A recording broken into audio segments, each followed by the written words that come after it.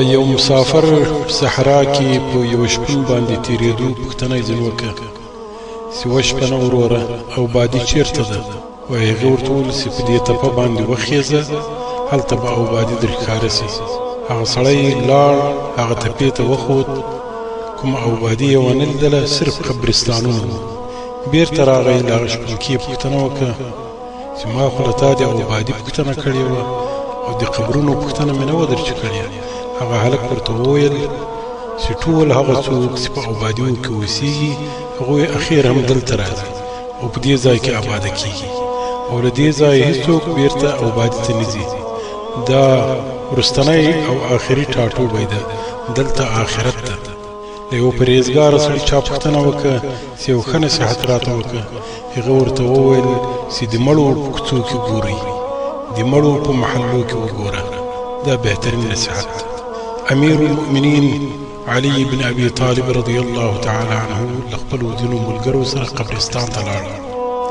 هلته ورغی، مردګانو ته یې سلام ور واچاوه او کومه مسنونه طریقه باندې سلام وي، او بیا یې ورته وویل چې ای مردګانو، ای مړیو، د تاسې مالونه وویشل سول، د تاسې ښځو له نورو سره ودونه وکړو، د تاسې په کورونو کې نور څوک واوسېدل.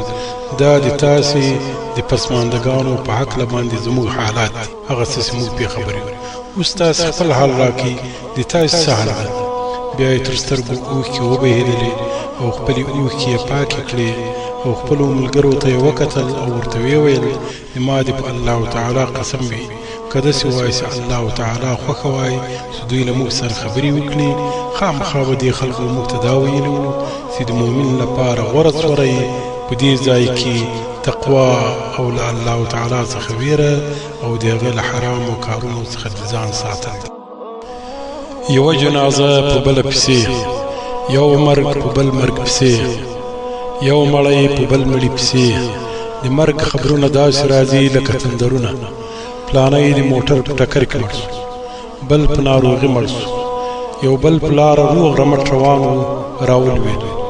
ټولو دنیا تر شا پرېښودله او موږ په خپلو لاسونو تر خاورو لاندې ښخ کړل. ضرور زما او ستا ورځ هم راځي، همدغه سفر ته ځان تیار کړه، داسې سفر چې له هغې چې بېرته راتګ نسته. ای ځوانه، ته څښتنتوبه په دې وجه ځنډوې چې ته ماشوم یې. بښنه غواړم، په قبرونو نه دي لیکلي چې دلته به یوازې مشران ښخېږي. دنیا 3 ورځې ده، یوه هغه ورځ ده چې موږ ژوند پکې وکړو او تېره سوه، هغه ورځ بېرته نه راګرځي.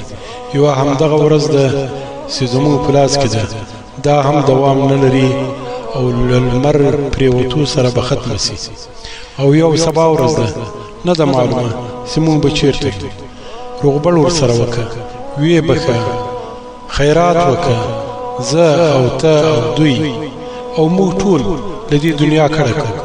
ای الله پاکه، ښه خاتمه په نصیب کړي، په جنت بریا راکړي او د دوزخ له خوره مو وساتي. آمین یا رب العالمین. زما وروره، څوک چې په کوم خوی باندې ژوند وکړي په همهغه حالت کې مرګ ورته راځي. څوک چې په کوم حالت کې مړ سي په همهغه حالت کې به له قبره راپاڅي. کله چې د دا پیغام واورېدو نورو دوستانو ته هم ورسوه، ځکه چې الله تعالی فرمایي وذکر فإن الذکرى تنفع المؤمنین. وریاد کړه، ځکه چې مؤمنانو ته وریادول ګټه رسوي. الله تعالی دې ستاسې او زموږ اجرونه په دې مبارک میاشت کې زیات کړي. د تاسې ورور قدوسي له متحده عرب اماراتو څخه. السلام علیکم ورحمة الله وبرکاته.